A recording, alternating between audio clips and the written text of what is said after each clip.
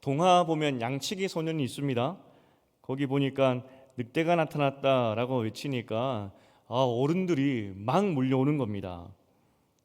그냥 하던 일을 내팽개쳐두고 각자가 가지고 있는 무기를 들고 그 늑대가 나타났다 그 한 소리에 온 동네 어른들이 쫓아오는 겁니다. 이 아이는 이게 너무 재미있었던 것 같아요. 그래서 그 뒤로도 늑대가 나타났다, 늑대가 나타났다 이야기를 하죠. 그때마다 어른들은 정말 너나 할 것 없이 자기가 가지고 있는 무기가 될 만한 것을 들고 아이가 외치는 그곳으로 달려옵니다. 근데 정작 진짜 늑대가 나타나서 이 아이가 늑대가 나타났다라고 외쳤지만 이번에는 거짓말이지 싶어서 어른들이 가지 않습니다. 그리고 안타깝게도 이 아이는 이제 늑대에게 잡혀먹게 죽게 되죠. 슬픈 이야기입니다. 그런데 곰곰이 생각해 보니까 이 아이의 배짱이 참 대단한 것 같습니다. 온 동네 어른들을 대상으로 거짓말한 거니까, 그것도 여러 번. 그런데 그 거짓말 때문에 죽게 되죠. 이 아이의 결정적인 실수가 뭐냐면 어른들이 왜 그토록 늑대가 나타났다 그 말에 그렇게 반응하는지 그 이유에 대해서 생각하지 않았다는 겁니다. 늑대가 도대체 뭐라고 어른들이 하던 일을 다 내팽개쳐두고 무기가 될 만한 것을 들고 그 아이에게 달려왔을까? 도대체 늑대가 뭐라고 만사를 뒤쳐두고 왔을까? 어른들이 그렇게 반응하는 것은 늑대가 그만큼 무섭기 때문이겠죠. 늑대가 그만큼 위험하기 때문입니다. 늑대가 적이라는 겁니다. 온 동네 어른들이 힘을 합쳐서 싸워서 무찔러야 되는 그런 적이라는 겁니다. 그렇기 때문에 어린아이가 비록 어린아이지만 늑대가 나타났다 그러니까 온 동네 어른들이 쫓아간 겁니다. 악하라는 것이죠. 발견하면 반드시 싸워 무찔러야 한다는 겁니다.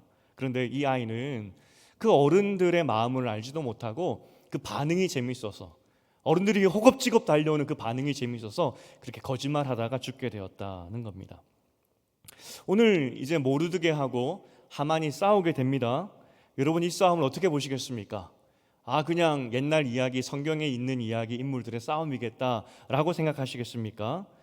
오늘 모르드게가 외칩니다. 우리에게 외칩니다. 늑대가 나타났다고, 적이 나타났다고. 믿는 여러분, 신자 여러분, 우리에게 적이 누구인지 명확히 보십시오 라고 우리에게 늑대가 나타났다라고 외쳐주고 있다는 겁니다. 적의 모습, 실체, 그 위험성. 우리는 오늘 이 말씀을 통해서 우리가 맞닥뜨리는 이 늑대, 이 적의 모습이 어떠한지를 알 수 있어야 된다는 겁니다. 3장의 시작이 아각 사람 함무다다의 아들 하만이 왕국의 서열 2인자가 되었다라는 것으로 시작이 합니다. 눈여겨볼 것이 아각 사람이라는 겁니다. 아각 사람, 아각이 누구냐? 도대체 아각이 누구냐 싶죠. 모르드게가 사울의 후손으로 소개되었습니다. 이 아각이 누구냐면 사울 왕 때 있었던 동시대 사람입니다. 그러니까 이 에스더 사건으로부터 500년 전 사건이죠. 그때 살았던 사람입니다. 그러면 사울은 알겠는데 아각은 누구냐? 그런 질문이 들지 않겠습니까? 아각을 이해하기 위해서는 그보다 500년 더 전, 그러니까 에스더로부터 하면은 1000년 전의 이야기로 거슬러 올라가야 됩니다. 이 하나님께서 이 성경을 쓰실 때 얼마나 주도 면밀했는지 아시겠습니까? 이 1000년 전의 이야기하고도 오늘 본문이 연관된다는 겁니다. 이 1000년 전에 어떤 일이 있었냐면 아말렉 사람과 이스라엘 사람이 전쟁하는 그 장면이 있었던 것이 그 1000년 전 이야기입니다. 여러분 혹시 기억나십니까? 아론이 저 산꼭대기에서 기도할 때 이 지팡이 들고 기도하니까 팔이 아프지 않습니까? 그 팔이 내려옵니다. 그때 옆에서 아론과 훌이 잡아다가 그 팔을 올려서 같이 기도했던 그 장면 혹시 기억나십니까? 그때 이야기입니다. 그 출애굽기 17장의 이야기인데 출애굽하여서 이제 광야로 이스라엘 백성이 막 들어갔습니다. 막 출애굽했기 때문에 전쟁도 해보지도 않았고 무기도 없고 그야말로 지금 피난 행렬이었겠죠. 제대로 진영이라는 것도 갖추지 않고 그렇게 허겁지겁 출애굽했던 그런 백성들의 모습이었습니다. 질서가 없었죠. 그런데 그때 아말렉 사람들이 이스라엘 후미에 뒤처져 있는 사람들을 공격합니다. 잔인하게. 그 진영도 갖추지 않은 그 대열에서 맨 뒤에 있는 사람들은 주로 누구겠습니까? 노약자, 어린아이, 여성이었습니다.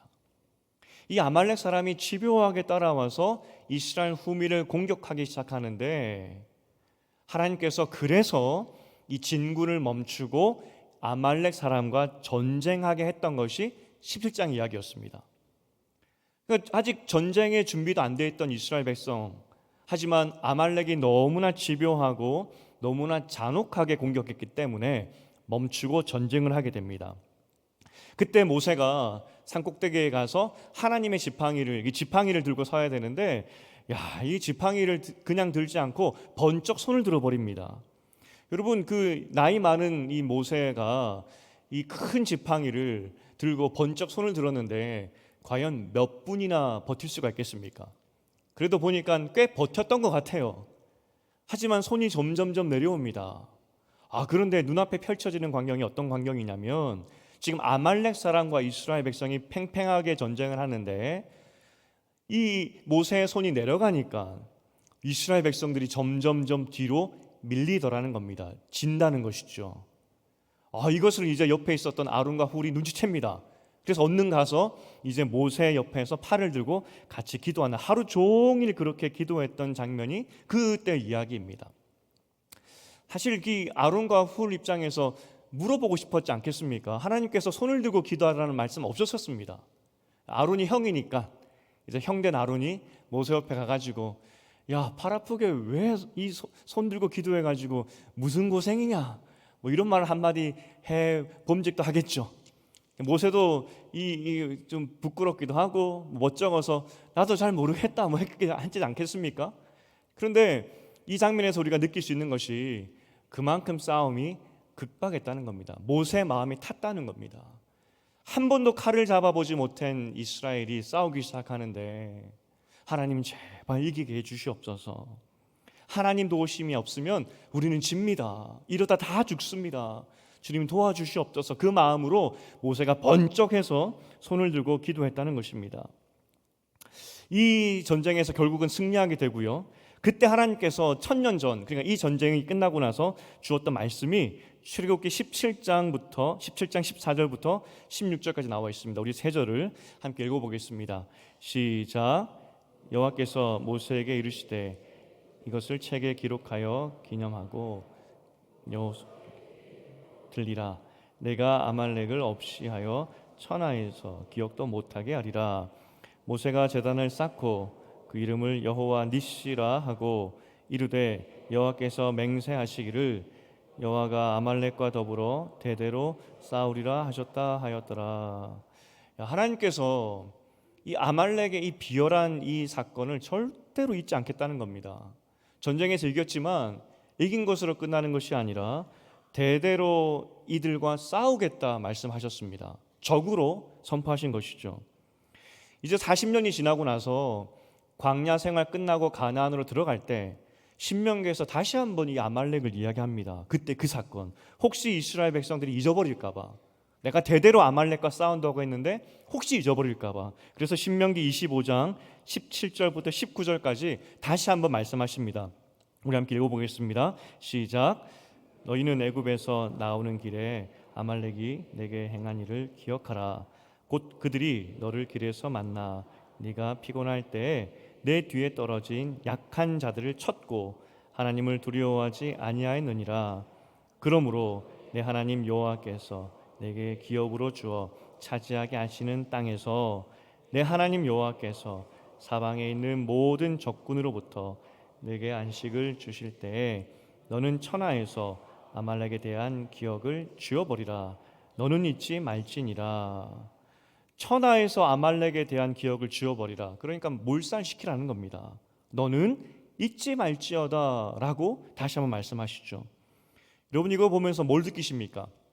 이스라엘 백성 잊어버릴까 봐 다시 한번 말씀하시는 것에서 뭘 느끼십니까? 하나님 뒤끝 장렬이다 뭐 이런 거 느끼십니까? 정말 하나님께서 이 아말렉의 비열한 행동에 대해서 분노하셨다는 겁니다.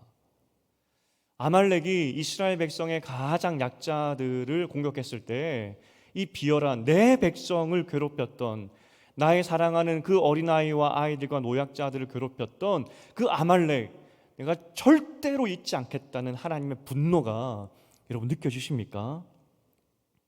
그 아말렉에 대한 하나님의 분노의 말씀이 있었고 완전히 진멸하라고 말씀하셨죠.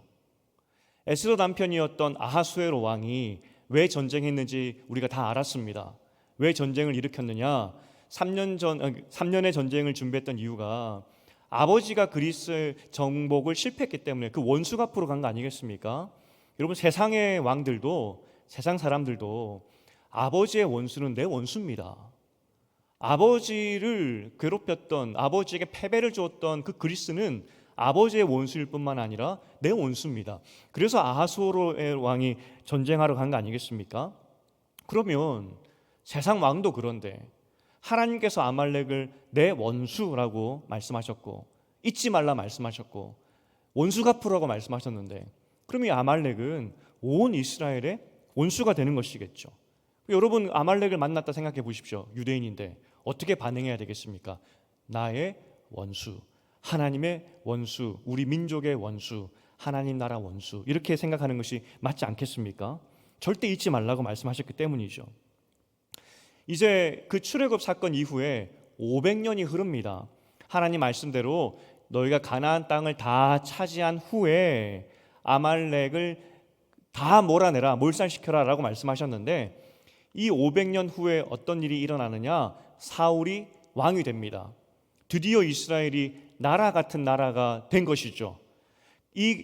그 왕에게, 이스라엘의 초대 왕에게 하나님께서 무엇을 명령하셨냐면 아말렉을 정복하라는 명령이었습니다. 야, 하나님 정말 뒤끝 장렬이죠. 그러니까 500년 전에 잊지 말라 말씀하셨고 사울이 왕이 되니까 내가 말했던 거 기억나지? 너의 첫 번째 임무는 아말렉을 처단하는 거야, 그렇게 말씀하셨습니다. 사울에게 주셨던 명령이 나오는데 사무엘상 15장 2절과 3절입니다. 우리 두 절을 읽어보겠습니다. 시작.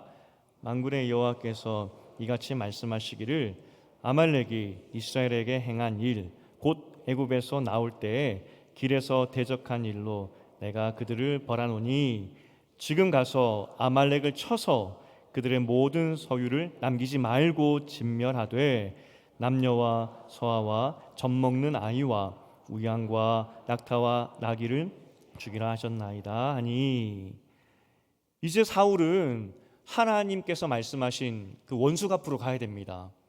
조상의 원수일 뿐만 아니라 하나님의 원수인 아말렉을 처단하러 가야 됩니다.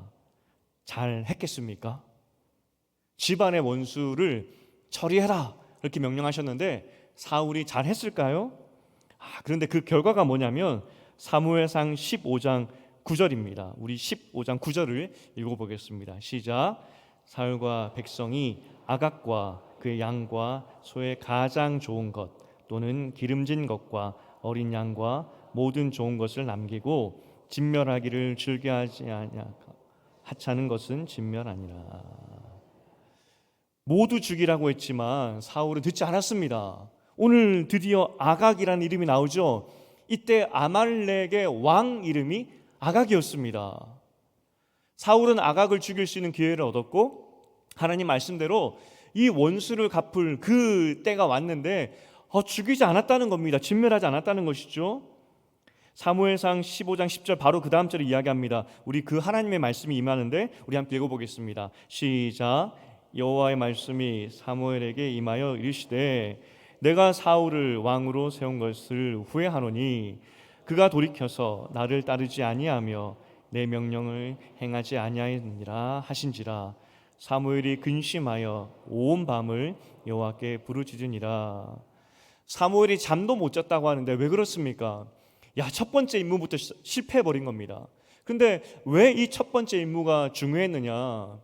하나님 나라의 왕입니다. 백성을 대표하는 사람입니다. 하나님께서 이 아말렉은 우리의 적이다라고 말씀하셨는데 하나님 나라를 대표하고 하나님 나라를 이끌어 가야 되는 사울이 우리나라의 적이다라고 말씀하셨던 그 적을 적으로 생각하지 않았다는 겁니다. 그럼 왕의 자격이 없는 거죠. 사무엘이 너무 마음이 아파서 잠을 잘 수가 없었다는 겁니다. 하나님께서 이 불순종을 얼마나 심각하게 보셨냐면, 야, 나 정신 차려야지, 그 정도로 그친 것이 아니라 왕을 세운 것을 후회하실 정도로 심각하게 받아들였다는 겁니다. 아하수에로 왕도 아버지의 원수 갚고자 3년을 준비해서 전쟁 가는 것이 당연한 사람들의 이치이고 마음인데, 하나님 나라의 왕이라는 사울이 저기는 나의 적이다라고 선포했음에도 불구하고 사울은 그 아각, 그러니까 아말렉을 적으로 보지 않았다는 겁니다. 그런 사람이 어떻게 왕이 될 수 있겠습니까? 양치기 소년처럼 아말렉이 얼마나 무서운지 사울은 몰랐다는 겁니다. 아말렉이 어떠한 존재인지 몰랐다는 겁니다. 얼마나 악한 존재인지 몰랐다는 겁니다. 그러니 이 아각을 살려줄 겁니다. 사무엘이 결국 사울을 대신해서 아각을 죽이게 됩니다. 사무엘상 15장 32절과 33절을 읽어보겠습니다. 시작. 사무엘이 이르되 너희는 아말렉의 사람의 왕 아각을 내게로 끌어오라 하였더니 아각이 즐거워하며 이르되 진실로 사망의 괴로움이 지났도다 하니라. 사무엘이 이르되 내 칼이 여인들에게 자식이 없게 한 것 같이 여인 중 내 어미에게 자식이 없으리라 하고 그가 갈기란에서 여호와 앞에서 아각을 찍어 쪼개니라. 주목할 것은 여러 가지 해석할 수도 있지만 어쨌든 아각은 살았구나 하는 마음도 있었던 것 같습니다. 사울 왕도 나를 살려주었고 사무엘도 나를 살려줄 수 있겠구나, 그런 일만의 소망을 가지고 있었던 것 같습니다. 그런데 사무엘이 그를 쪼개서 죽이게 됩니다. 이것이 1000년 전의 이야기이고 그리고 또 500년 전의 이야기입니다. 특별히 이스라엘과 아말렉의 이야기였고 이후에 아각과 사울의 이야기입니다. 지금 모르드게는 사울 왕의 후손이었고 오늘 하만은 아각 왕의 후손이었습니다. 원수가 500년 만에 다시 만난 것입니다. 그럼 질문이, 아니 1000년 전 이야기이고 또 500년 전 이야기인데 잊을만 한 거 아니겠습니까? 뭘 그렇게 또 원수 짓고 서로 죽이려고 하는 것이 그게 뭐가 좋습니까? 하는 질문이 들 수도 있습니다. 어차피 지금 페르시아 나라 상황에서 아말렉도 망한 거고 유대 나라도 망한 거고 그 망한 나라 사람들을 이야기인데 망한 나라 후손들끼리 또 남의 나라 가가지고 싸울 필요가 있습니까? 하는 질문이 들 수도 있겠죠. 옛날 이야기고 나라 다 망했는데 뭐가 그게 중요합니까? 뭐가 그래 민족이 중요합니까? 하는 생각이 들 수도 있다는 겁니다. 그런데 오늘 본문은 분명히 말하고 있습니다. 아말렉은 여전히 원수였다는 겁니다. 3장을 시작할 때 하만을 분명히 소개하고 있습니다. 아각 사람이라고, 아말렉 사람의 의미라는 그런 뜻입니다. 참 신기한 것은 아말렉도 이 페르시아 이전 바벨론 때 망했을 겁니다. 같이 유대처럼. 그리고 그때 그들도 유대인들처럼 온 각지에 흩어져서 포로민의 삶을 살다가 100년이 지나서 페르시아 시대까지 함께 이렇게 포로민으로 살았다는 겁니다. 100년이 지났습니다. 그런데 이 아각 후손, 이 하만도 자신이 누구인지를 기억하며 살았다는 겁니다. 자신의 출신이 어떠한지를 정확히 인지하고 살았다는 겁니다. 나는 아말렉 사람의 후손이고 아각 왕의 후손이라는 것을 명확히 하만은 기억하고 살았다는 것입니다. 아무리 나라의 높은 자리에 올라가서 그래서 새로운 신분을 살고 싶었던 마음이 있었겠지만 그럼에도 불구하고 나는 페르시아 사람이 아니라 아말렉 사람이라는 정체성을 이 하만은 가지고 있었다는 겁니다. 그리고 그것을 드러내고 살고 있었다는 것이죠. 그런 점에서 하만이 이 자리까지 올라가기 위해서 얼마나 아등바등했는지 우리는 상상이 충분히 가능합니다. 특별히 2장 말미에 어제도 보았지만 모르드게가 암살자로부터 왕을 구해주는 장면이 있었습니다. 그런데 구해줌에서도 불구하고 아무런 보상을 받지 않았죠. 그게 세상이라고 말씀드렸습니다. 잘한 사람 칭찬받고 그래야 그 다음에 또 잘하니까 암살자를 발견했으면 더 칭찬해 주는 것이 맞지 않겠습니까? 그 당시 아하수에로 왕이 암살을 제일 무서워했는데 그럼에도 불구하고 제대로 칭찬받지 못하고 끝났던 것이 2장의 모습이었습니다. 아하수에로 나라는, 페르시아는 법의 나라라고 이야기했지만 희한하게도 때로는 이 법도 무시되는 것이 세상 나라 이치다고 말씀드렸습니다. 그런데 이 나라에도 분명히 법이 중요했지만 불의와 불법이 있었던 것 같은데 3장을 시작하면서 갑자기 하만이 등장하면서 그가 어느 날 갑자기 이인자가 되었다 성경은 기록합니다. 무슨 말이냐면 거기 뉘앙스가 있는데 하만이 갑자기 이인자가 되었다. 도대체 무슨 술수를 썼는지 모르겠지만 그가 정당한 방법을 밟아서 이인자까지 올라간 것이 아니라 어떠한 기회를 잡고 이인자 자리까지 올라갔다라고 우리에게 알려주고 있다는 겁니다. 하만 입장에서는 인생 역전이죠. 페르시아 7대 가문에도 들지 않았습니다. 망한 나라의 후손이었지만 인생 역전하게 됩니다. 이인자의 자리에 오르게 됩니다. 아마 수많은 사람들을 짓밟고 거기까지 올라가겠죠. 이인자였기 때문에 왕이 그러한 하만의 그 권위를 인정해줘야 다른 사람들도 하만을 섬기고 따르지 않겠습니까? 그래서 왕이 뭐라고 명령하냐면 하만에게 모두 절해라 이야기를 합니다. 아마도 하만이 왕궁으로 출퇴근할 때 그때 그 행렬에게 향해서 절해라 그런 의미였을 것 같습니다. 이제 이 육조 거리, 그러니까 그 궁궐 앞에서 그 공무원 생활하고 있던 이 모르드게 매일 아침 저녁으로 하만이 출퇴근하는 거 봤지 않겠습니까? 그러면 다 절해야 됩니다. 세상 페르시아 나라 그 대제국의 2인자이고 왕이 법으로 정한 법이기 때문에 다 절해야 됩니다. 모든 사람들이 출세한 하만을 보면서 다 절하고 있습니다. 그런데 딱 한 사람 절하지 않는 사람이 있었습니다. 모르드게. 절하지 않아요. 여러분, 아이들에게 그 인사하는 법을 다 가르쳐 보신 적 있을 겁니다. 저희 아이가 인사를 잘 안 해요.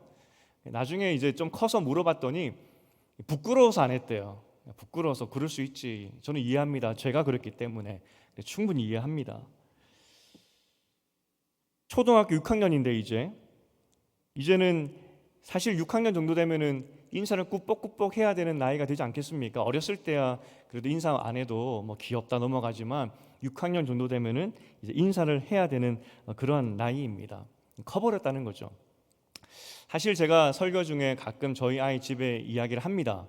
작년까지는 제가 설교 시간에 아이 이야기를 하면 은근히 좋아했던 것 같아요. 자기 이야기니까. 그런데 지금은 제가 설교 시간에 우리 아이의 이야기를 하려면 쿠폰을 써야 됩니다. 제가 쿠폰을 가지고 있고 쿠폰을 한 장 써야지 이야기를 할 수 있습니다. 지금 33장을 가지고 있습니다. 많이 모았죠? 33번을 할 수 있는 겁니다. 어제 제가 2장을 써버렸습니다. 첫 번째는 돌담 예배를 시작한다고 했을 때 우리 아이가 조금 짜증낸 그런 거 한 장 썼고요. 두 번째는 좀 억울했습니다. 두 번째는 이건 아닌 것 같은데 라고 했는데 그래도 맞다는 건데 뭐냐면 뱃속에 있을 때 너 뱃속에 있을 때 아들이었기 때문에 내가 좋은 거 안 줬다 좋은 거 다 끊어버렸다 그 이야기 했는 건데 아니 뱃속에 태아도 생명이 있기 때문에 자기 맞다는 거죠. 그래서 2장을 까야 된다는 겁니다. 그래서 지금 쿠폰이 32장이 된 거죠. 오늘 또 이야기했으니 이제 33장에서 32장이 된 겁니다. 어쨌든 아이가 커가면서 이제 저도 설교 예화하기가 점점 쉽지 않아 보입니다. 어렸을 때야 인사 못하면 안 하면 야단도 치고 하는 것이지만 이 모르드게가 다 큰 어른이 인사를 안 합니다. 황제가 명령한 제국의 2인자가 지나가는데 도대체 무슨 심보인가 싶죠. 무슨 생각인가 싶습니다. 지금 페르시아 대제국 페르시아에 지금까지 왕의 명령을 어겼던 사람은 이전 황후 와스디였습니다. 황제의 명령, 오라는 명령을 듣지 않았을 때 왕후는 폐위되었죠. 에스더 책에 보니까 2번째로 황제의 명령을 따르지 않는 사람이 등장을 하게 됩니다. 이 3절에 보니까 사람들이 모르드게에게 와서 이거 왕 명령 어긴 거라고, 큰일 난다고, 너 왜 절 안 하냐고, 지금이라도 절하라고 막 간청하는 장면이 나옵니다. 권면하죠. 출퇴근하는 이 하만을 보면서 절을 해야 되는데 이 동료들이 애가 타는 겁니다. 아니 모르드게 왜 절을 안 하냐고, 이 어린아이도 아닌데 왜 절을 안 하냐고 그렇게 이야기하는 것이죠. 그런데 모르드게가 답을 이야기해 주지 않아요. 내가 왜 절을 하지 않는지 그 이유를 말해주지 않습니다. 사람들이 궁금했겠죠. 아니 도대체 무슨 사연이길래 하만에게 절을 하지 않느냐, 너 그러다 죽는다고 이야기를 해도 모르드게가 꿈쩍하지 않습니다. 사람들이 하도 와서 강권을 하니까 결국 모르드게가 내가 절하지 않는 이유에 대해서 이야기를 해주는데, 그 이유가 무엇이냐면 나는 유대인이기 때문에 절하지 않는다, 그것이었습니다. 사실 일반인 입장에서, 유대인도 아니고 그 아말렉 사람도 아닌 입장에서는 무슨 자다가 봉창 두드리는 소리냐 그랬을 겁니다. 아니 네가 유대인인 것과 저 하만에게 절하지 않는 이유와 그게 무슨 상관이냐고 물었지 않겠습니까? 왜냐하면 그들은 아말렉과 유대인의 역사를 모릅니다. 남의 나라 역사고 저 포로민의 역사인데 누가 알겠습니까?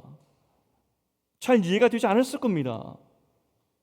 지금까지 모르드게는 가장으로서 딸을 사랑하는 마음에서 혹시 딸에게 그 피해가 갈까봐 딸과 관계도 숨겼던 사람이고 조용히 공무원 했던 그런 사람인데, 하만에게 절하지 않는 그 이유 때문에 내가 유대인이라는 것을 밝히게 되었다는 것입니다.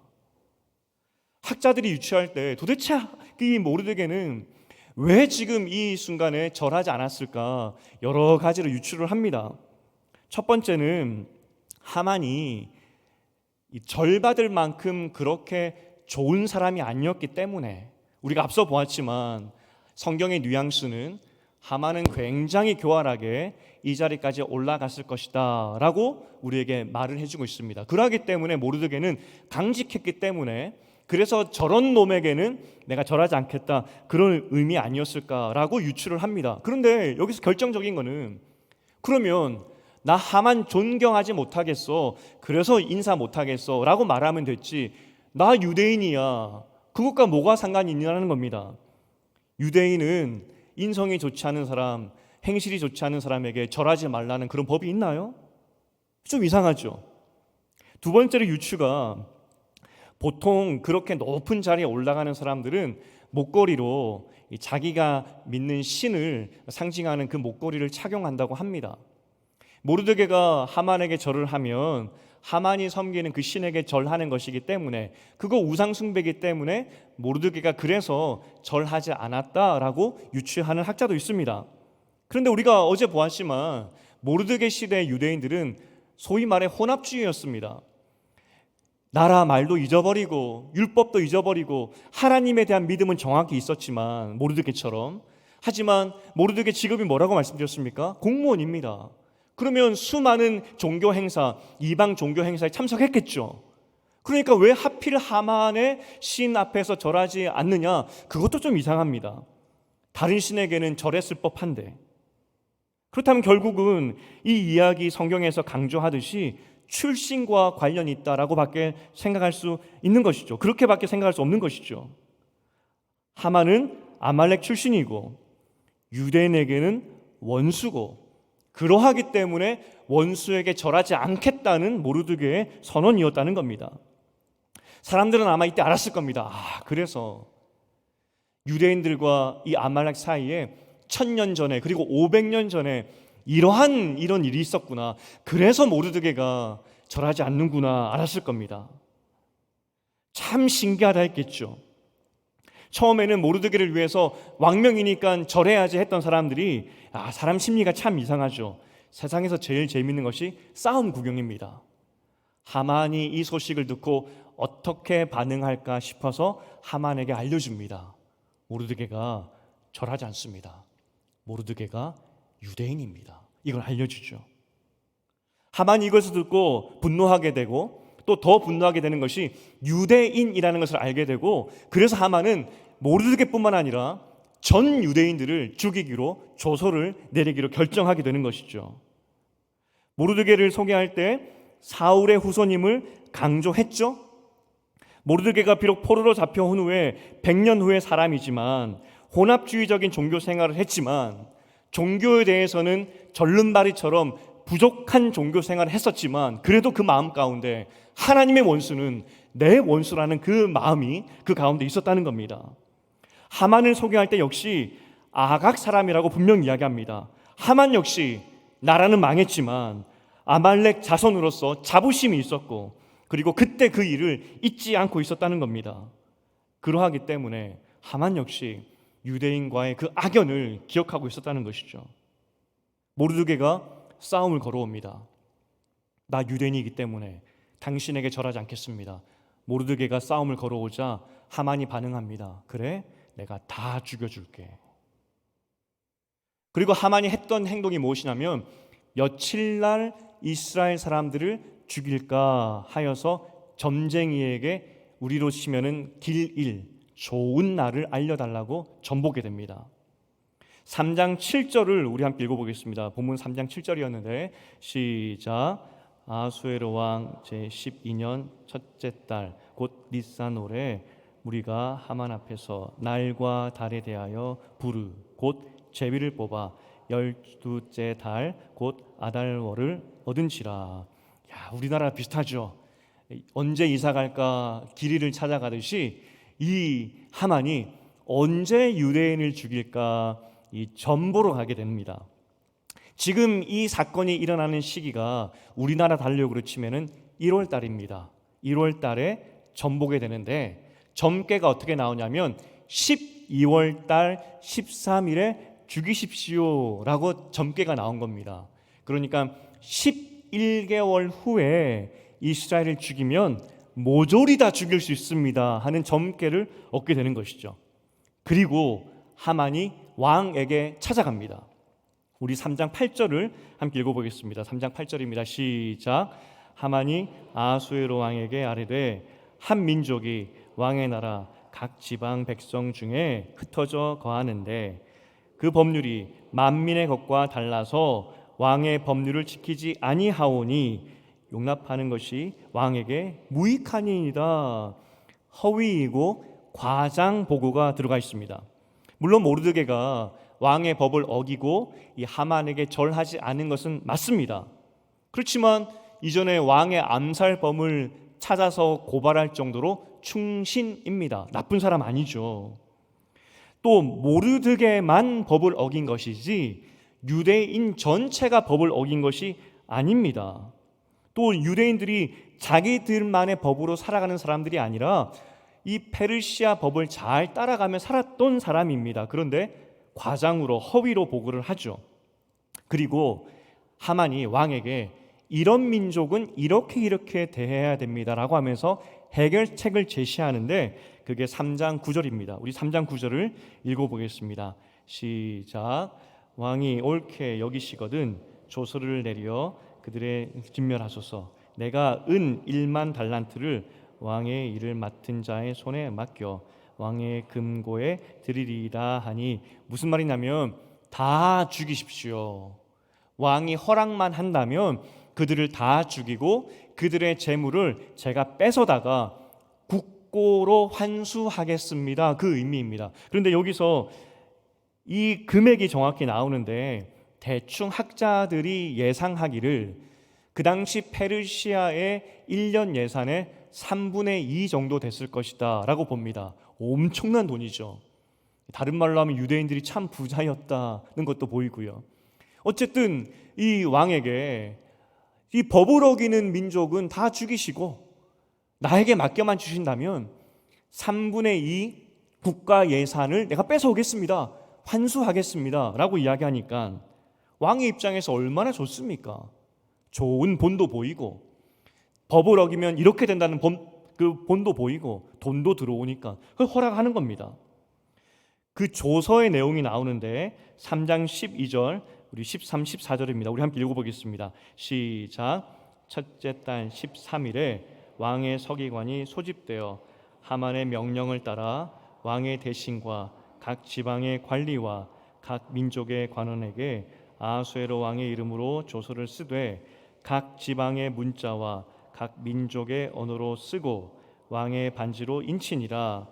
이에 그 조서를 역절에게 맡겨 왕의 각 지방에 보내니 12째 달 곧 아달월 13일 하루 동안에 모든 유다인은 젊은이 늙은이 어린이 여인들을 막론하고 죽이고 도륙하고 진멸하고 또 그 재산을 탈취하라 하였고, 이 명령을 각 지방에 전하기 위하여 조서의 초본을 모든 민족에게 선포하여 그 날을 위하여 준비하게 하라 하였더라.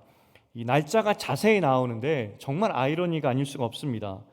1월 13일에 이 조서가 도장이 찍혀서 출판되어서 나가는 것이죠. 그런데 1월 13일 그 다음 날 1월 14일이 유월절입니다. 야, 이런 아이러니가 어디 있겠습니까? 이스라엘 백성들이 원수의 손에서 살아남은 그 날을 기념하는 그 전날에 이스라엘 백성을 죽이라는 그 조서가 내려가게 되고, 시행일은 점괘를 따라서 11개월 후인 12월 13일에 시행하라 라고 이 명령이 온 지방에 전달되게 되었다는 겁니다. 주목할 것은 이 명령을 전해 들은 제3자들의 반응입니다. 우리 3장 15절, 오늘 본문의 맨 마지막 절인데 15절을 함께 읽어보겠습니다. 시작.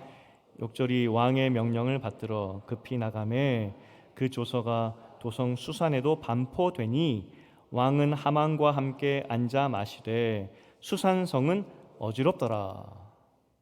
사람의 반응이 어땠다고요? 어지러웠다. 왜냐하면 이런 명령은 전에도 없었고, 한 민족을 한시에 몰살한다고? 야, 이거 사람 할 짓인가? 도대체 유대인들이 뭘 잘못했기에 이런 명령이 내려왔지? 유대인뿐만 아니라 온 도성의 사람들이 어지러웠다 이야기를 합니다. 혼란에 빠졌다는 그런 의미가 되겠죠. 그리고 왕과 하만은 승리의 잔을 마시면서 술 한잔 하고 있었다. 그게 오늘 3장의 마지막 이야기입니다. 오늘 3장의 내용에 그래서 결론이 무엇이냐면, 하만이 그들의 조상 아말렉처럼 비열한 방법으로 이스라엘을 공격했고, 그 모습을 보는 수산성의 사람들은 혼란에 빠졌고, 어떻게 저렇게 할 수 있지? 세상 사람들도 그 비열함을 보고 놀라고 혼란에 빠졌더라. 하지만 그 원수되었던 하만은 왕과 함께 승리의 잔을 들고 있더라. 그게 3장의 마지막 내용이라는 겁니다. 오늘 본문은 정말 평범한 가정의 이야기로 시작됐습니다. 포로로 살다가 100년이 지나고 이제 페르시아에서 평범하게 살만 했는데, 그런데 어느 순간 비록 포로 출신이지만 행복하게 살 법도 했지만 민족의 그 원수가 그 앞에 나타나게 되었고, 그 민족의 원수 앞에서 모르드게는 눈 한 번만 딱 감으면 됐었는데, 그냥 하만이 지나갈 때 절 한 번만 했으면 되었는데, 그는 그 앞에서 늑대다라고 외쳤죠. 저놈은 우리의 원수다라고 외친 겁니다. 비록 지금은 비밀이지만 모르드게의 딸은 왕후입니다. 그리고 지금은 적절한 보상을 받지 않았지만 암살범도 잡아낸 국가의 공로를 가진 그런 사람입니다. 지금은 사람들이 알아주지 않지만 이 두 가지만 있어도 상상만 해도 배부른 그런 상상 아니겠습니까? 그런데 하나님의 적이 나타나게 됩니다. 늑대가 나타났다라고 외치는 순간 진짜 싸움이 시작될 수 있는데, 하지만 그냥 눈 딱 감고 지나가면 그냥 평안하게 살 수 있는데, 모르드게는 원수가 나타났다고 외치는 것을 선택하게 되었다는 겁니다. 우리가 모르드게를 이야기할 때 계속 기계라는 단어를 제가 쓰고 있습니다. 기백이 될 수도 있겠고 용기가 될 수도 있겠죠. 하나님의 적은 나의 적이다라고 말했던 그루터기지만, 그루터기이기 때문에 밑둥밖에 남았지 않기 때문에 아무것도 없던 그런 인생이었지만, 하만에 비하면 아무것도 아닌 인생이지만, 세상 말로 쥐뿔도 없는 그런 인생이었지만, 세상의 제국의 이인자 앞에서 저놈은 우리의 적이다라고 외쳤던 그 모르드게의 기계, 그 하만 앞에서 모르드게가 싸움을 걸어갔을 때 모르드게가 이길 수 있었을까요? 사람들이 정말 이 싸움이 궁금했습니다. 어떻게 될지. 모르드게가 1000년 전, 500년 전 그 원한 때문에 하만에게 지금 싸움을 걸었는데 어떻게 될까 궁금해서 하만에게 일러 바쳤는데, 야, 하만이 어떻게 반응하느냐. 1000년 전, 500년 전처럼 이 자신들의 그 조상들처럼 교묘하게 비열하게 이스라엘 백성을 몰살하려고 할 때 사람들조차도 놀랬다는 겁니다.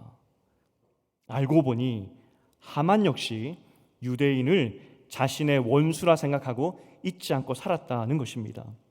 언젠가는, 꼭 이 사건이 아니더라도 언젠가는 하만은 어떠한 빌미를 들어서라도 유대인들을 죽였겠구나 하는 것이죠. 본문에서 우리는 사울과 모르드게를 또 비교할 수 있을 것 같습니다.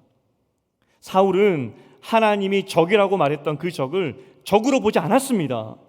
하지만 500년이 지났던 사울의 후손이었던 모르드게는 하나님의 적이 내 적이다라고 선포했죠. 선언했죠.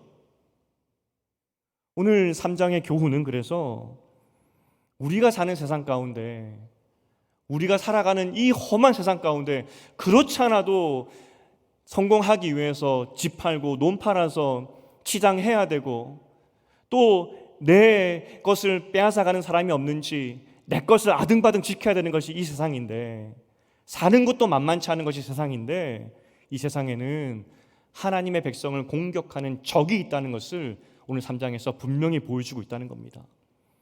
2장 사건까지만 봐도 에스더가 왕후 되는 것이 얼마나 힘들었는지 우리는 보았는데, 이게 세상이라는 것을 보았는데, 3장에 넘어가니까 세상 살기 힘들 뿐만 아니라 적까지 있구나, 이걸 우리는 보게 된다는 겁니다.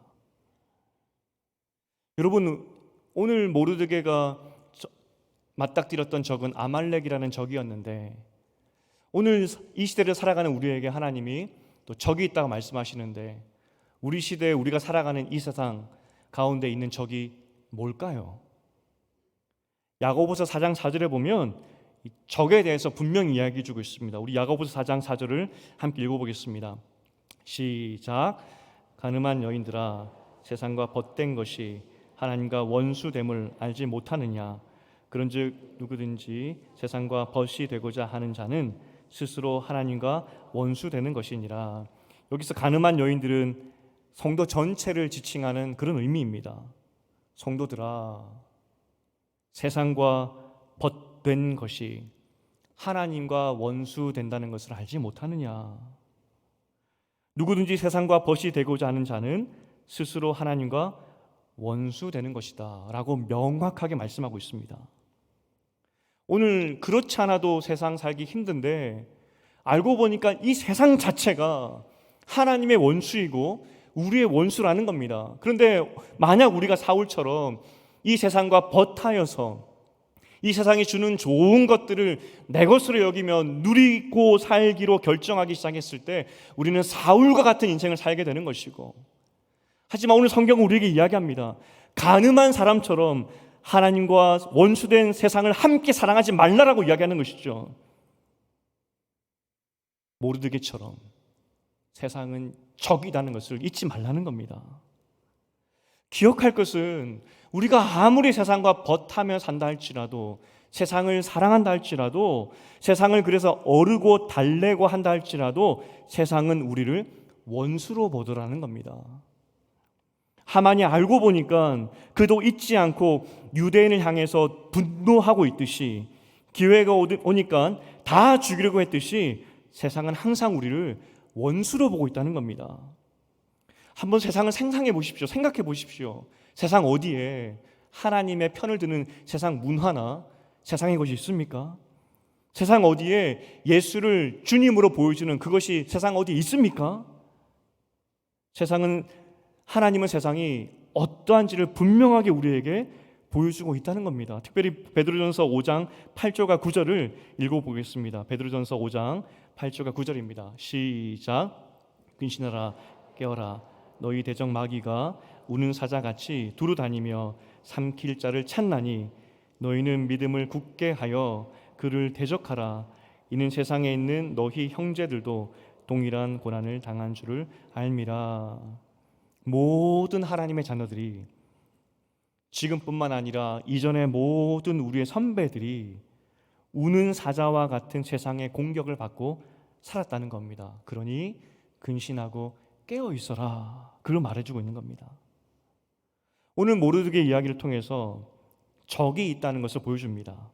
우는 사자처럼. 그리고 실제로 하만은 유대인들을 죽이려고 덤벼들였습니다. 그것도 6월절 전날에. 하나님의 구원을 기뻐하는 그 전날에 무슨 말이냐면 하나님을 조롱하는 겁니다. 그때 하나님이 이스라엘을 구원했을지는 모르겠지만 오늘은 내가 당신의 백성을 모조리 다 죽여버리겠다고 하만이 하나님을 상대로 싸움을 건 것입니다. 오늘 우리가 말씀 앞에서 또 예수의 이름으로 이렇게 모여서 예배도 드립니다. 매주 예배 드리죠. 오늘 우리의 역할, 이 모습의 의미, 모이는 이유가 무엇이겠습니까? 우리가 이렇게 모여서 예배드리고 말씀을 듣는 그 이유는 하나님의 적인, 하나님께서 분명히 선언한 세상이라는 적과 싸워 이기기 위해서 우리는 모이는 겁니다. 세상을 어떻게 어르고 달래서 우리 편으로 만들까가 아니라 힘든 세상 가운데 안 그래도 힘든데 우리끼리 잘 살아보자 하는 그러한 목적에서 모이는 것이 아니라 세상은 하나님의 적이니 이 적과 더불어 우리는 싸워 이겨야 됩니다. 함께 싸워 이깁시다. 그것을 다시 나누고 기억하고 힘 북돋기 위해서 우리는 교회라는 곳으로 모인다는 겁니다. 다른 말로 하면 주님의 승리를 꿈꾸는 곳이 교회이고 하나님의 백성들의 모습이라는 겁니다. 우리는 쉽게 말해서 하나님의 군대로 부름받았다는 것입니다. 적과 싸우는 사람들로 부름받은 것이지 이 험한 세상 가운데 잘 살라고 부름받은 것이 절대 아니라는 겁니다. 군인, 군대, 이게 우리 정체성이라는 겁니다. 목사가 되지 않았으면 무엇이 되었을까? 이런 질문들을 제가 자주 받았다 말씀드렸는데 여러 가지 질문이 있었습니다. 답들이 있었습니다. 그런데 저를 오랫동안 알고 있었던 사역자들이 답을 해줬던 것이 목사님은 군인이 되었으면 좋았을 것 같습니다 라고 대답을 해줬다 제가 한번 나눈 적이 있습니다. 군인, 그러니까 저 어저께 보셨겠지만 군대 있었을 때 받았던 월드컵 기장을 자랑하는 거 아니겠습니까? 갑오로. 저는 어쩌면 왜 제가 개인적으로 생각했을 때 왜 목사가 아니면 군인이 맞았을까 사람들이 그렇게 생각하고 저도 어느 정도 수긍을 하게 되는데 왜 그럴까 했을 때 저는 어떤 일을 하거나 사역을 할 때 이유와 목적이 분명해야 저는 할 수 있습니다. 모호하면 참 하기 힘들어요. 그런 점에서 군대는 저의 성격과 맞는 것 같습니다. 군대 존재 목적은 명확합니다.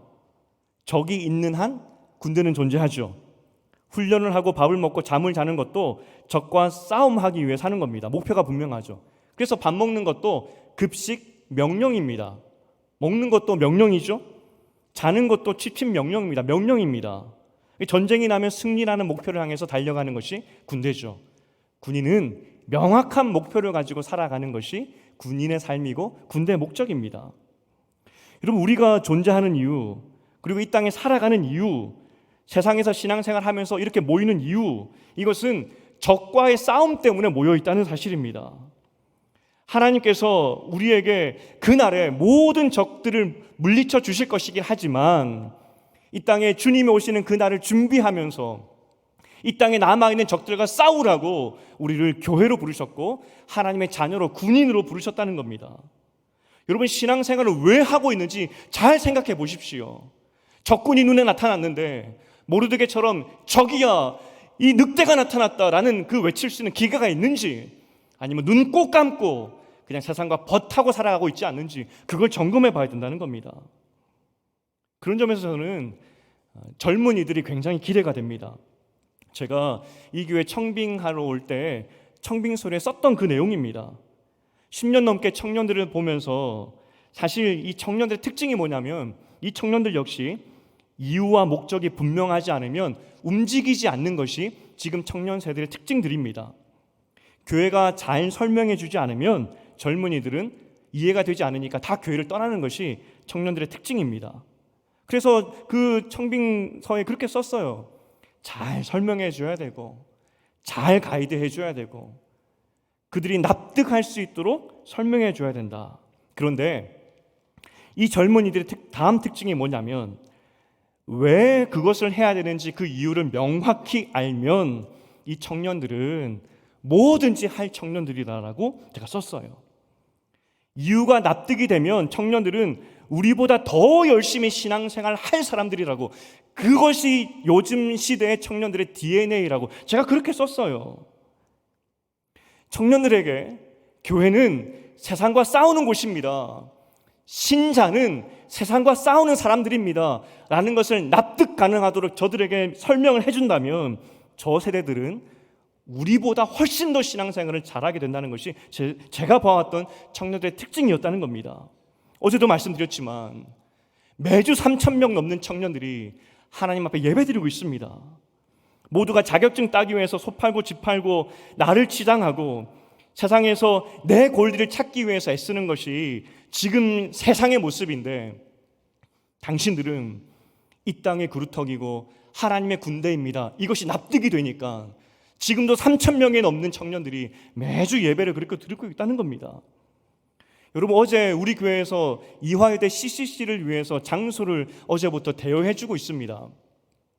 목요일날 우리가 부흥회 하는 동안에 그 CCC 친구들은 한 30명이 어제 지하에서 개강 예배를 드렸습니다.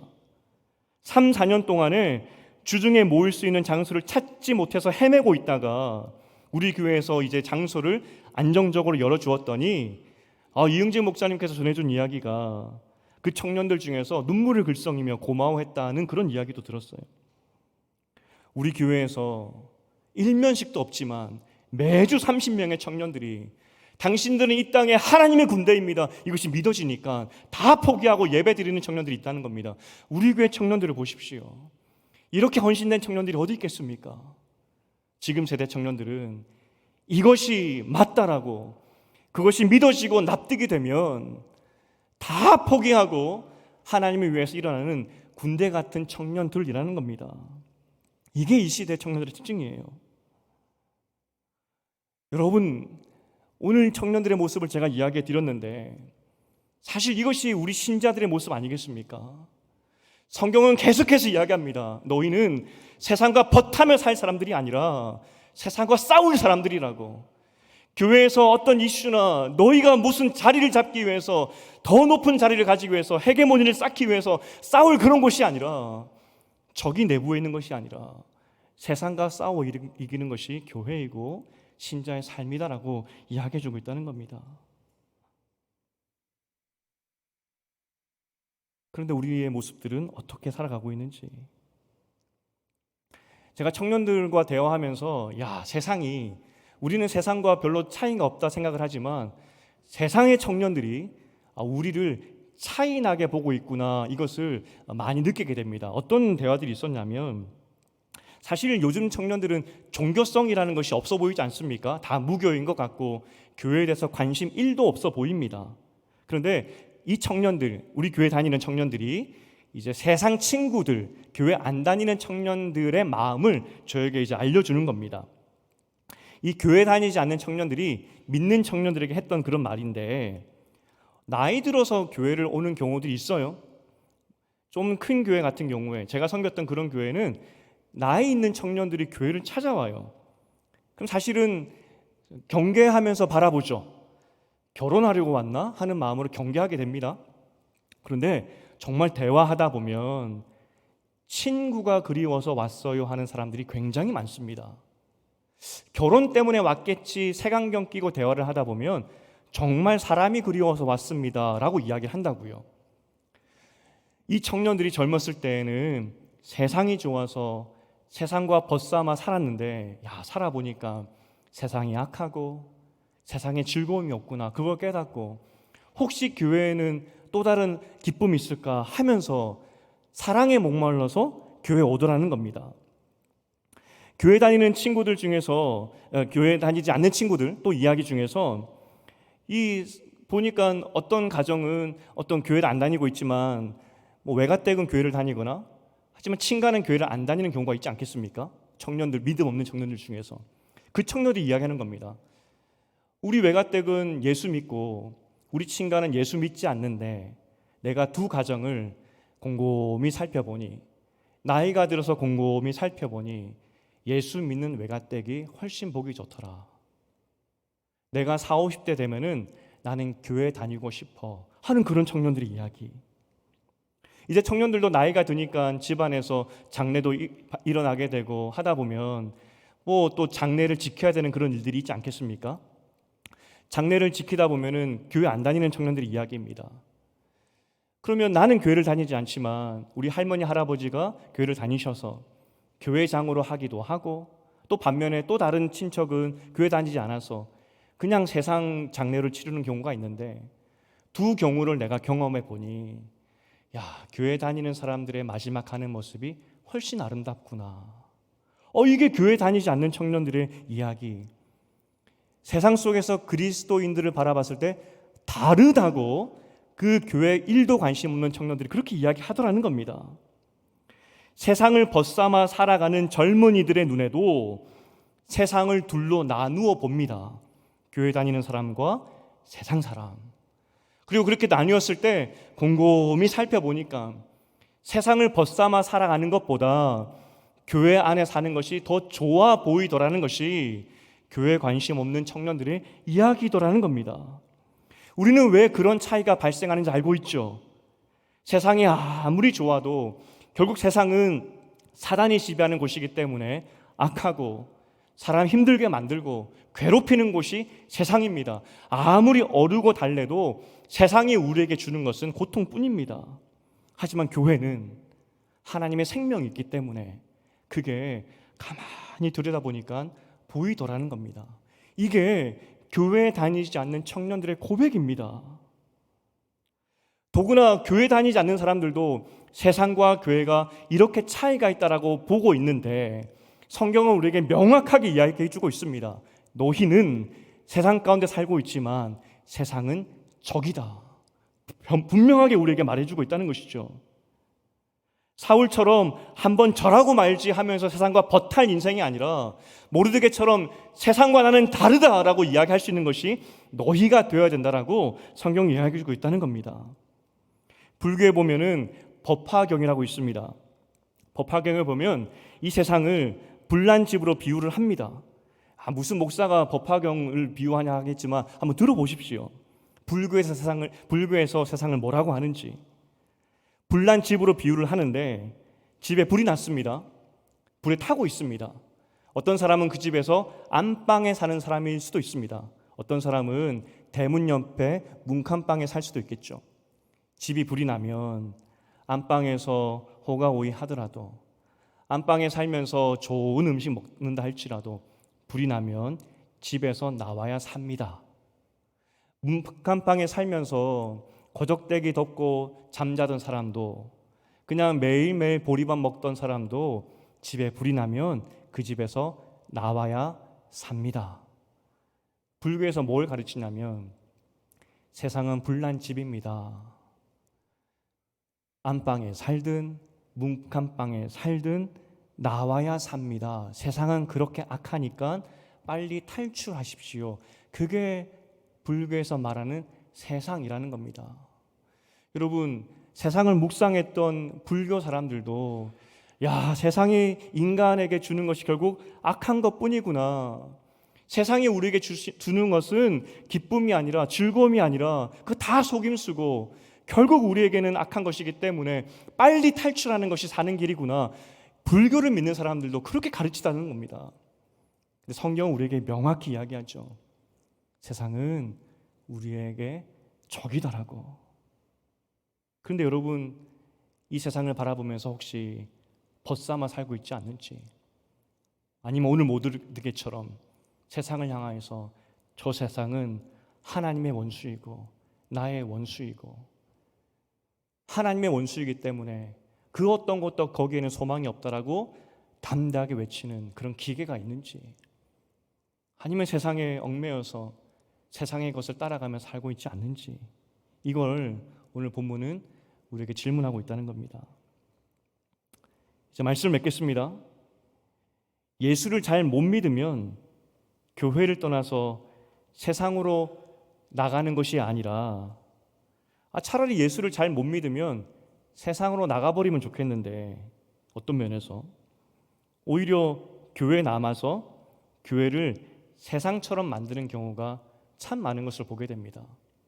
예수 똑바로 믿으면 그런 사람들이 교회에 남아야 되는데, 예수 똑바로 믿지 않고 세상으로도 가지 않고 교회 남아서 교회를 세상으로 만드는 사람들이 굉장히 많다는 겁니다. 교회에 나오고 예수 믿는 이유는 딱 한 가지입니다. 세상과 싸워 이기기 위해서. 우리의 적은 외부입니다. 사단의 세력들, 악한 세력들. 그 세력을 향해서 늑대야라고 외쳐야 되는데 여러분은 누구를 적으로 생각하고 있는지, 하나님이 적이라고 말씀하시는 세상과 버타며 살고 있지 않는지 그걸 돌아봐야 된다는 겁니다. 어린 다윗도 적 앞에서 이렇게 말을 했습니다. 사무엘상 17장 47절 48절인데 우리 두 구절을 함께 읽어보겠습니다. 사무엘상 17장입니다. 시작. 또 여호와의 구원하심이 칼과 창에 있지 아니함을 이 무리에게 알게 하리라. 전쟁은 여호와께 속한 것인즉 그가 너희를 우리 손에 넘기시리라. 블레셋 사람이 일어나 다윗에게로 마주 가까이 올 때 다윗이 블레셋 사람을 향하여 빨리 달리며, 이게 다윗의 모습입니다. 적을 향해서 말합니다. 너는 하나님의 원수다. 나에게 아무런 무기가 없지만 하나님의 이름으로 나간다 라고 하면서 그 말만 한 것이 아니라 이 골리앗을 향해서 급하게 달려갔다 이야기를 합니다. 하나님의 원수를 보니 마음에 불이 일어나면서 저 원수를, 하나님의 원수를 내가 갚아야지. 이게 어린 다윗의 기계였습니다. 제가 신대원에서 공부했던 너무나 친구 같은 목사님이 계십니다. 저보다 나이가 어리지만 4살이 어리지만 그분은 중학교 때 이민을 가셔서 쭉 사신 분입니다. 그러다 신학대학원에서 만났고요. 그리고 오랫동안 같이 도우면서 기도하면서 보냈던 동력자입니다. 지난 8월 달에 저희 교회에 살짝 오셔서 예배 드리셨어요. 한국에 잠깐 오셨을 때. 그리고 개인적으로 만나서 또 이런저런 이야기를 했죠. 근데 이야기하다가 작년 후반기에 제가 신은학당 했지 않습니까? 신은학당 재밌게 잘 봤다는 겁니다. 근데 사실 이분이 조직신학 박사십니다. 조직신학 박사가 봤다고 하니까 부끄럽죠. 잘 봤다고 하니까 틀린 말은 한 거 아닌 것 같습니다. 제가 왜 이 이야기 하냐면 이제 다음 주부터 신은학당을 합니다. 우리 목사님들이, 사역자들이 두세 배 힘들어요. 두세 배 힘든 거를 준비하는데 여러분 많이 들으시라고. 여튼 그렇게 가까운 그런 목사님입니다. 이분이 2022년에 한 2년 전에 한국을 방문하셨던 적이 있었습니다. 8년 만에 만나는 것이었습니다. 2022년에 제가 이제 한국에 들어오고 8년 만에 만났을 때 얼마나 기쁘겠습니까? 그분이 2022년에 이제 박사학위를 받고 한국에 들어오셨거든요. 전공이 조직신학, 신론, 하나님에 대한 것입니다. 오랜만에 만나서 이것저것 물어보고 싶고 근황도 물어보고 싶은데 제가 그분을 붙잡아 놓고 제가 제일 그동안 고민하며 씨름했던 신학적인 질문을 제일 먼저 던졌습니다. 제가 그때 한 가지 질문에 꽂혔던 것이 무엇이냐면 왜 예수님은 분명히 하나님이시고 그러신 분인데 육신의 모습을 입고 이 땅에 오셨고 그런데 왜 하나님인 그 예수님을 사람들이 눈으로 봤을 때 아무도 죽지 않았었지? 하는 그 질문이었습니다. 이 질문 이해가 되십니까? 구약에 보면은 사람들이 하나님 보면 다 죽습니다. 그래서 하나님께서 자신을 감추셨죠. 분명히 예수님은 하나님이십니다. 그죠? 그런데 육신을 입고 오신 그 예수님, 하나님의 본체이신 그 예수님을 수많은 신약의 사람들이 보았는데 아무도 죽지 않았어요. 하나님을 보면 죽어야 되는데 제 질문이 너무나 유치한가요? 제가 이 답을 찾으려고 온갖 신학서적 논문을 다 찾아봤는데 어떻게 성육신하신 예수의 얼굴을 보고 사람이 죽지 않았지? 예수가 하나님이신데, 거룩한 하나님이신데 왜 죽지 않았지? 답이 나오지 않는 겁니다. 몇 달을 그렇게 씨름하고 있었는데 그 목사님 한국에 왔고 제가 붙잡아 놓고 당신 학자니까 이 질문 답 좀 해달라고. 왜 인간이 예수의 얼굴을 보고 살아남았냐고, 왜 그렇냐고 제가 물었습니다. 근데 그분이 역시 박사는 다르더라고요. 주저함 없이, 지체함 없이 저에게 한 단어로 답을 해주었습니다. 목사님, 그게 성육신의 신비죠, 그러는 겁니다. 성육신의 신비. 다른 말로 하면 말로 설명할 수 없습니다. 정말 무책임한 대답 같지만 사실 그 답이 맞습니다. 분명히 예수는 하나님이셨고 하나님의 본체 되신 예수가 이 땅에 내려왔기 때문에 그 하나님을 보는 순간 우리는 죽어야 됩니다. 이론적으로 죽지 않았어요. 아무도. 근데 그걸 어떻게 설명할 수 있느냐? 성육신의 신비, 이해할 수 없는 하나님의 신비. 그리고 그분이 한 가지 덧붙였습니다. 그래서 은혜입니다. 근데 여러분, 그 하나님이신 예수님이 왜 성육신의 신비로 이 땅에 내려오신 아십니까? 왜 그 놀라운 하나님께서 말로 설명할 수 없고 이론적으로 설명할 수 없는 그 방법, 성육신으로 이 땅에 오신지 아십니까? 그 이유는 딱 한 가지입니다. 하나님의 원수된 마귀 사탄을 무찌르고 이 험한 세상에서 우리를 생명으로 구원하기 위해서 이 땅에 오신 겁니다. 다른 이유가 없습니다. 원수된 사단에게 하나님의 백성을 다 뺏겼는데 그 백성 찾아오기 위해서 예수가 신비의 방법으로 성육신하여서 우리를 위해 죽고 부활하신 겁니다. 그리고 예수께서 한 가지 학수고대하는 것이 있는데 그 학수고대하고 있는 그 기다림의 사건이 무엇인지 아십니까? 재림. 내가 다시 올 텐데 다시 와서 모든 사탄의 권세를 다 무찌르고 내가 너희를 구원하겠다는 그 재림의 때, 그거 기다리고 있다는 겁니다. 예수가 이 땅에 오신 것은 원수 때문에 온 것이고 예수가 재림하는 이유도 그 원수를 다 무찌르기 위함이라는 겁니다. 우리에게 명확한 적이 있습니다. 그 적 때문에 예수가 이 땅에 오셨는데 어느 순간 보니까 이 적과 동침하고 있는 겁니다. 이 적도 우리를 알아보고 있습니다. 하만이 알아봤습니다. 유대인 500년 전에 1000년 전에 우리 원수 내가 죽이겠다고. 이게 세상 모습입니다. 그런데 사울도 그 아말렉을 죽이지 못해요. 혹시 여러분 어떻습니까? 세상과 함께하고 있지 않습니까? 우리에게 모르드게의 기계가 필요합니다. 하만과 어떻게 싸워 이기겠습니까? 칠 수밖에 없는 게임이었습니다. 하지만 당당하게 외칩니다. 너는 하나님의 원수라고. 우리가 세상을 향해서 외쳐야 될 것이 있습니다. 세상은 하나님의 원수입니다. 우리가 그 원수와 싸워 이기라고 하나님께서 우리를 교회로 묶어주셨다는 겁니다. 우리 신헌의 공동체의 모든 목적과 존재 이유는 이 원수와 싸워 이기기 위함입니다. 우리가 다시 한번 이 모르드게처럼 기계를 가지고 이 다윗이 이 골리앗을 향해 전진하고 달려갔듯이 하나님 우리에게 다시 한번 이 기계를 회복하여 주시옵소서. 세상과 싸워 이겨보겠습니다. 세상과 버탄 인생이 아니라 악한 문화, 악한 것들, 죄악된 것들, 내가 주님 말씀을 한번 싸워 이겨보겠습니다. 함께 이겨보겠습니다. 새로운 문화를 만들어 보겠습니다 라고 우리가 기계에게 일어나기 시작할 때 하나님께서 500년 전엔 졌지만 1000년 전에 실패했지만 다시 우리를 통해서 새 역사 써가실 줄 믿습니다. 그러한 역사 써가시기를, 예수와 더불어 이기는 삶 되시기를 주님의 이름으로 축복드립니다.